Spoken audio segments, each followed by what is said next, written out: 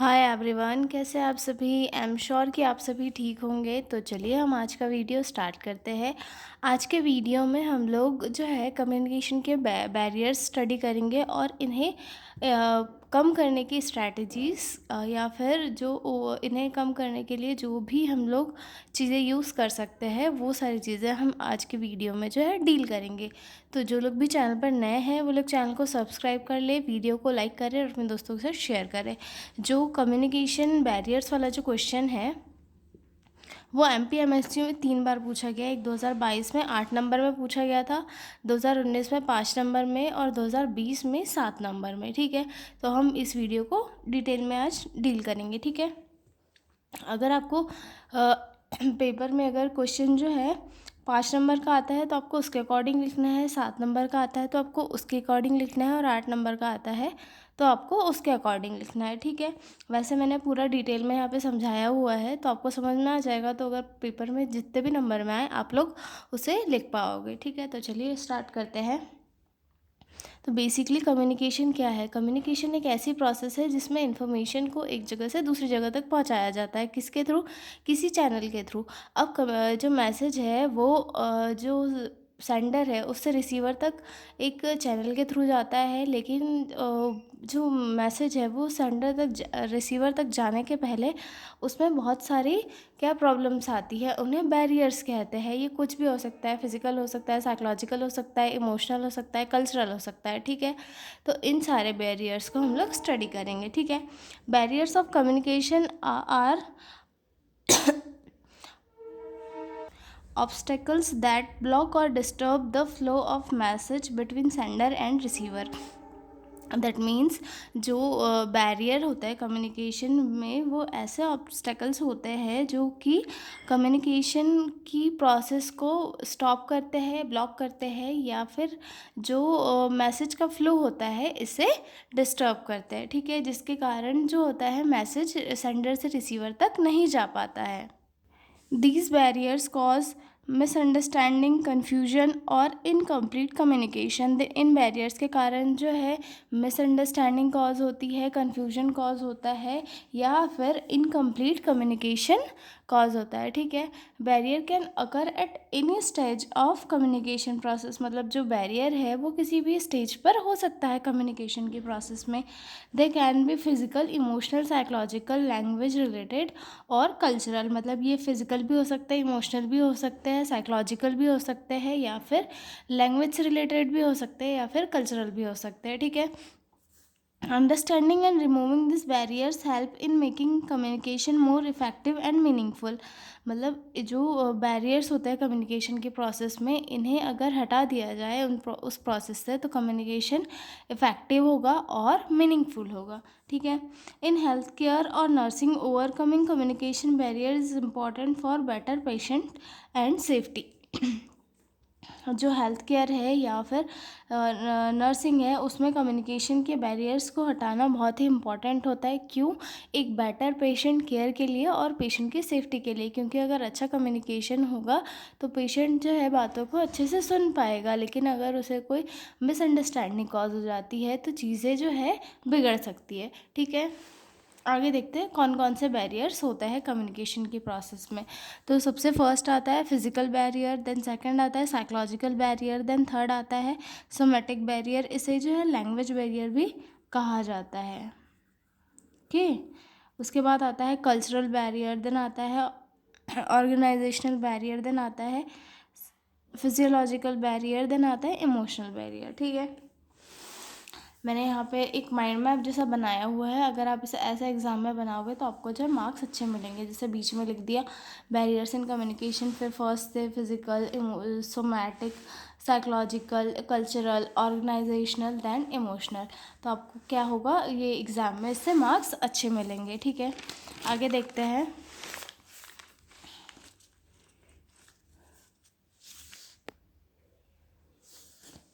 Physical barrier क्या है? These are external environmental factors that prevent the message from reaching the receiver clearly.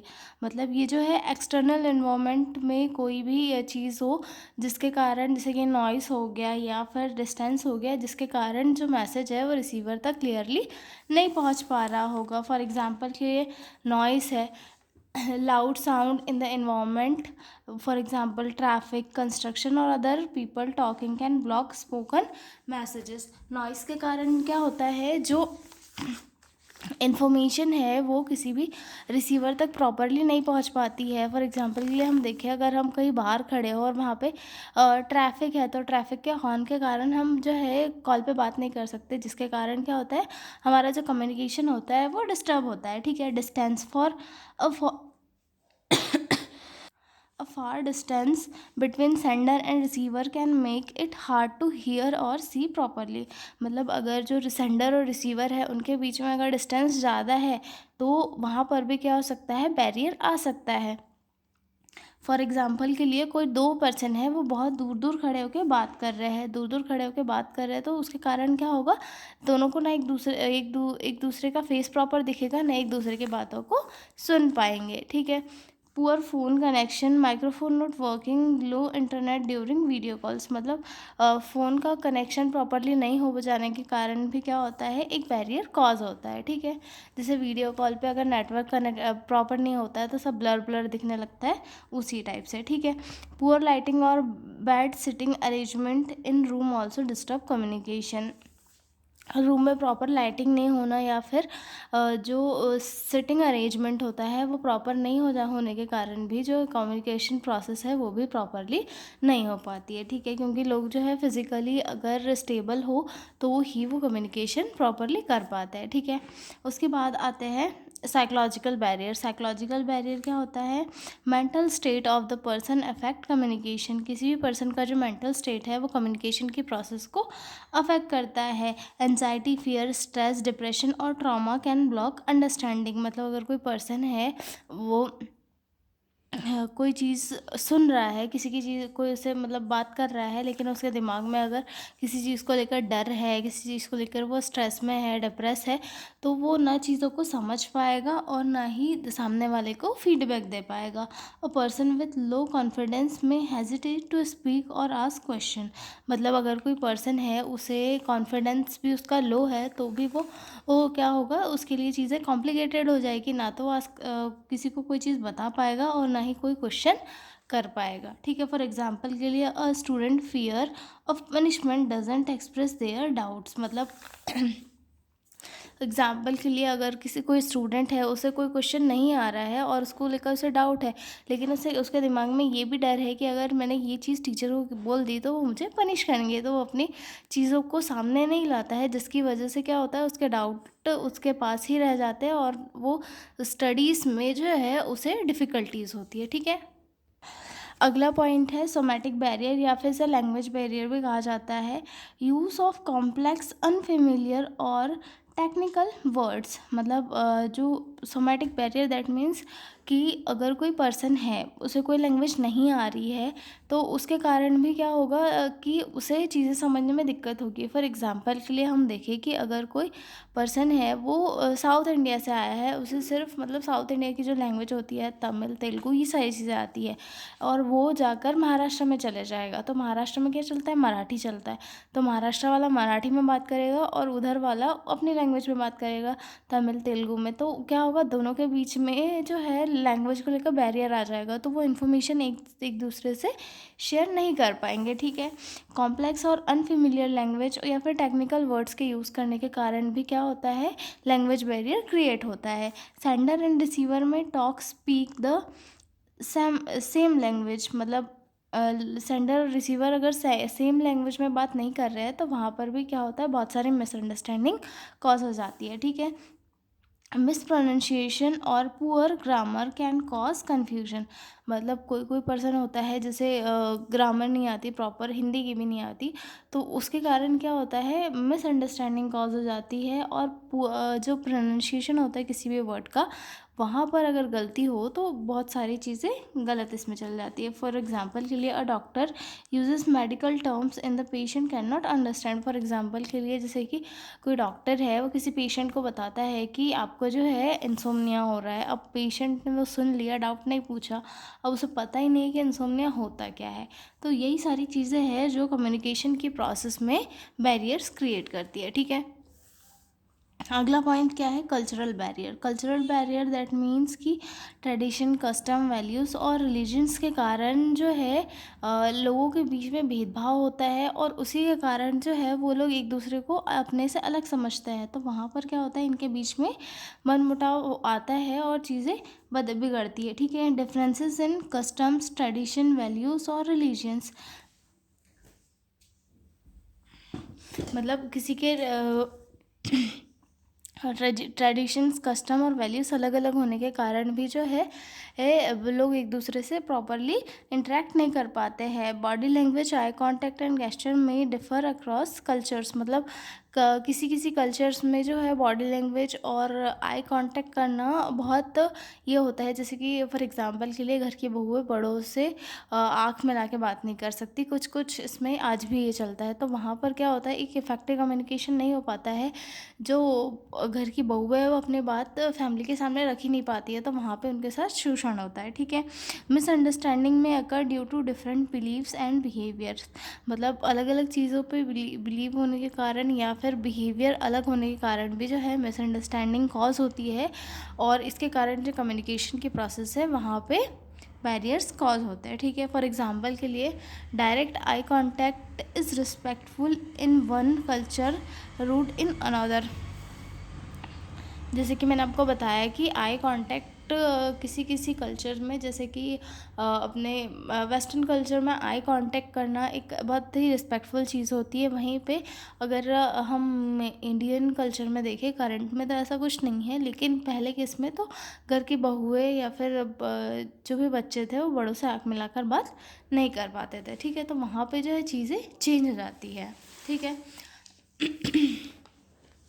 अगला जो barrier है वो है ऑर्गेनाइजेशनल बैरियर। ऑर्गेनाइजेशनल बैरियर क्या होता है? ऑर्गेनाइजेशनल बैरियर यानी कि किसी इंस्टीट्यूट में किसी रूल रेगुलेशंस के कारण चीज़ों का बाहर नहीं आ पाना। प्रॉब्लम्स इन स्ट्रक्चर और हायरार्की ऑफ एन इंस्टीट्यूट, मतलब किसी इंस्टीट्यूट की जो हायरार्की है वहाँ पे प्रॉब्लम्स होने के कारण जो है चीज़ें कॉम्प्लिकेटेड हो जाती है और लोग चीज़ों को समझ नहीं पाते हैं। Lack of clarity in rules, long communication channel और poor flow of information.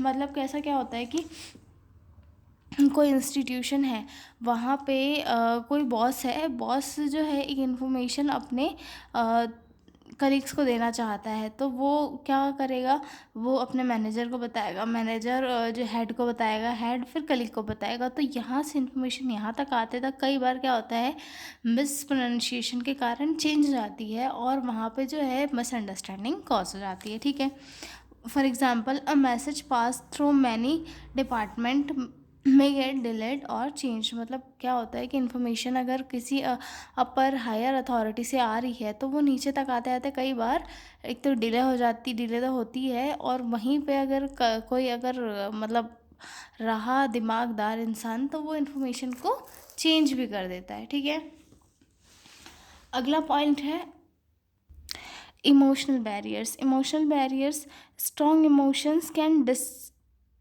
Distract या फिर डिजॉर्ट कम्युनिकेशन, मतलब इमोशंस के कारण भी जो है जो कम्युनिकेशन है वो डिस्टर्ब होता है। एंगर, जेलसी, फियर और सैडनेस में prevent people from listening, expressing clearly, मतलब क्या होता है कि अगर कोई पर्सन है वो किसी चीज़ को लेके गुस्से में है, तो वो ना सामने वाले की बात को सुनने के लिए तैयार होता है ना उसे समझता है।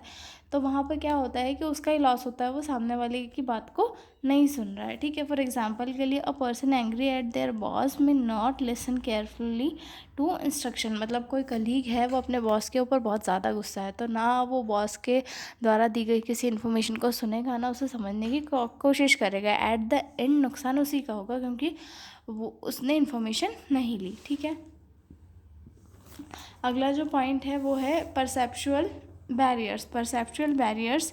People interpret message differently passed on their past experience or beliefs.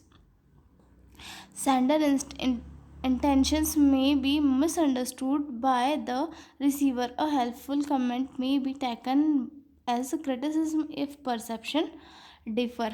परसेप्शुअल barrier that means कि अगर कोई पर्सन है उसने अपनी पास्ट लाइफ में कुछ ख़राब चीज़ें एक्सपीरियंस की है, तो वो उसके अकॉर्डिंग ही अपने आने वाले फ्यूचर की चीज़ों को अज्यूम करेगा। कैसे? मतलब कोई बच्चा है, उसने पास्ट लाइफ में ये देखा है कि यार अगर मैं स्कूल जाऊंगा तो मुझे मार पड़ेगी, तो वो बड़ा होके भी जो है पढ़ाई को लेकर उतना ये नहीं हो पाएगा। तो ये उसके परसेप्शन के ऊपर है कि उसने उसकी पास्ट लाइफ में क्या जो है अज्यूम किया था, क्या फेस किया था, उसके कारण क्या है वो आगे की चीज़ों को भी वैसे ही सोचता है, और आगे जो उसकी लाइफ में चीज़ें होने वाली है उन पर वो ध्यान नहीं दे पाता है। ठीक है, तो ये सारे थे बैरियर्स इन कम्युनिकेशन।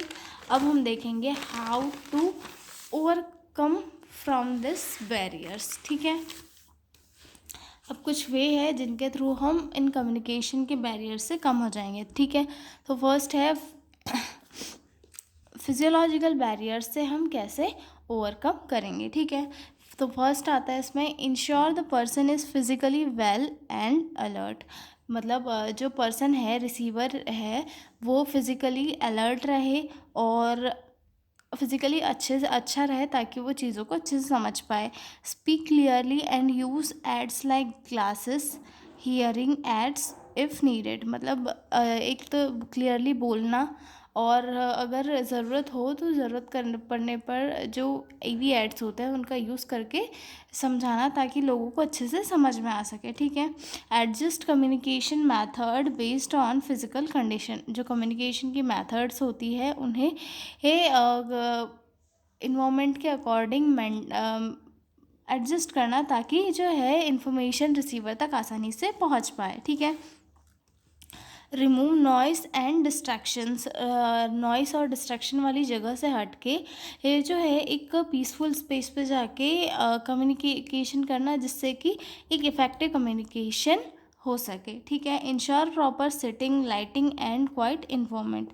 मतलब प्रॉपर सिटिंग हो, रूम में लाइटिंग हो, क्वाइट इन्वायरमेंट हो, वहाँ पे अगर कम्युनिकेशन करेंगे तो चीज़ें ज़्यादा अच्छे से हो पाएगी। अगला पॉइंट है उसके बाद language barriers. Language barrier use simple and clear language. मतलब जो है एक लैंग्वेज होती है जो, जैसे कि हिंदी है, वो पूरे ऑल ओवर इंडिया में बोली जाती है। तो हिंदी अगर हम कहीं भी जाके बोल देंगे तो वहाँ के लोग जो है चीज़ों को समझेंगे। तो जो क्या होगा कि एक सिंपल लैंग्वेज और क्लियर लैंग्वेज यूज़ करने से एक इफ़ेक्टिव कम्युनिकेशन हो पाएगा। ठीक है, avoid difficult words and technical terms. मतलब डिफ़िकल्ट वर्ड या फिर टेक्निकल टर्म्स का यूज़ ना करें कम्युनिकेशन में, क्योंकि इससे जो है मिसअंडरस्टैंडिंग कॉज हो सकती है। Speak slowly and clearly and use visual aids if needed. मतलब धीरे बात करें, क्लियरली बात करें, और अगर ज़रूरत हो तो विजुअल एड्स का यूज़ करके समझाने की कोशिश करें। ठीक है, उसके बाद आता है थर्ड इसमें साइकोलॉजिकल बैरियर्स। साइकोलॉजिकल बैरियर्स में सबसे फर्स्ट आता है क्रिएट अ सपोर्टिव इन्वायरमेंट। एक सपोर्टिव इन्वायरमेंट क्रिएट करना जिससे कि सामने वाला आपकी बात को अच्छे से सुन पाए, उसके ब्रेन की जो एनजाइटी है, स्ट्रेस है, वो कम हो सके। ठीक है, बी पेशेंट एंड एम्पथेटिक। मतलब पेशेंस रखे चीज़ों को लेके, और ये रहे कि आप सामने वाले को अच्छे से समझा सके। ठीक है, encourage open communication and reduce fear और स्ट्रेस। मतलब ओपन कम्युनिकेशन को प्रमोट करे और जो फियर है, एनजाइटी है, उसे थोड़ा कम करने की कोशिश करें। इससे क्या होगा कि जो कम्युनिकेशन है वो प्रॉपरली हो पाएगा। अगला जो पॉइंट आता है वो आता है कल्चरल बैरियर्स। कल्चरल बैरियर्स कैसा? Cultural barriers be respectful of different culture and believes. मतलब अलग अलग कल्चर्स के जो बिलीव्स है, उन सभी को लेके हमें रिस्पेक्टफुल रहना चाहिए कि मतलब किस कल्चर में कैसी मान्यता है, उसके अकॉर्डिंग हमें वर्क करना चाहिए। ठीक है, अवॉइड गेस्चर और फ्रेजेस दैट में एंड, मतलब जो होता है वो गेस्चर या फिर फ्रेजेस को अवॉइड करना चाहिए, क्योंकि इससे क्या होगा, मिसअंडरस्टैंडिंग कॉज हो सकती है। ठीक है। Try to learn basic culture norm if needed, मतलब अगर हमें अलग अलग कल्चर्स में जाके इन्फॉर्मेशन को देना है तो उसके नॉर्म्स और उसकी जो बिहेवियर है उस कल्चर का, उसे समझने की कोशिश करना चाहिए, ताकि उसकी समझ के एक प्रॉपर कम्युनिकेशन हम कर पाए। ठीक है। अगला जो पॉइंट है वो आता है इमोशनल बैरियर्स। इमोशनल बैरियर को कैसे कम कर सकते हैं? Stay calm and compose during conversation, मतलब जब कन्वर्सेशन चल रही हो उस टाइम पे अपने आप को कंट्रोल करे, काम रहे, जिससे कि आप चीज़ों को समझ पाए। अवॉइड आर्ग्यूइंग और जजिंग, लोगों को जज करना, लोगों के साथ किसी चीज़ को लेके आर्ग्यू करना बंद करें। इससे क्या होगा कि आप अपने माइंड को भी शांति देंगे और सामने वाले की चीज़ों को भी सुन पाएंगे। Choose the right time to talk when emotions are settled, मतलब जब आप गुस्से में हो तब ज़्यादा बात नहीं करें, और जब आपका जो माइंड है वो थोड़ा ठीक हो जाए, रिलीफ मिल जाए, उस टाइम पे आप दूसरों से जाके बात करें। इससे क्या होगा कि सामने वाले भी आपकी बातों को सुनेंगे और आप भी सामने वाले की बातों को सुनने के लिए रेडी रहेंगे। ठीक है। उसके बाद आता है ऑर्गेनाइजेशनल बैरियर। ऑर्गेनाइजेशनल बैरियर में क्या होगा, keep the communication structure simple and clear. Organisation में क्या होता है कि बड़ा इंस्टीट्यूशन है, वहाँ पे मैं जो हेड है ऑफिस का या फिर एचओडी है, वहाँ से अगर कोई इन्फॉर्मेशन कलीग्स तक आ रही है तो वहाँ तक आते आते कभी कभी चेंज भी हो जाती है, तो इन्फॉर्मेशन जो है क्लियर होनी चाहिए, सिंपल होनी चाहिए। ठीक है। क्लैरिफाई रोल एंड मैसेजेस, मतलब जो मैसेजेस है उसे अच्छे से क्लैरिफाई करके जो लोगों को समझाना चाहिए। इससे क्या होगा, मिसकंसेप्शन क्रिएट नहीं होगा। Use written communication when necessary to avoid confusion, मतलब अगर कोई ऐसा मैटर है जहाँ पे कन्फ्यूजन क्रिएट हो सकती है तो वहाँ पे रिटन कम्युनिकेशन का रिटन मैसेज का यूज़ करना चाहिए, क्योंकि रिटन वाला जो है वो कोई चेंज नहीं कर पाएगा, वो एज अ हायर अथॉरिटी से लोअर अथॉरिटी तक एज इट इज़ पहुँचेगा। ठीक है। आई एम श्योर कि आपको बैरियर्स इन कम्युनिकेशन और जो इसके कम फ्रॉम दिस बैरियर्स है, ये सारी चीज़ें समझ में आई होगी। तो मिलते हैं हम अगले वीडियो में एक नए क्वेश्चन के साथ। अगला हमारा नया क्वेश्चन होने वाला है इंफॉर्मेशन, वो एक क्वेश्चन है ना, information education and communication of health. हम इस क्वेश्चन के बारे में अगले वीडियो में डील करेंगे। तो मिलता है अगले वीडियो में, तब तक के लिए बाय बाय। प्लीज़ मुझे कमेंट में ज़रूर बताएं कि आपके लिए मेरा वीडियो हेल्पफुल था या नहीं। Okay bye.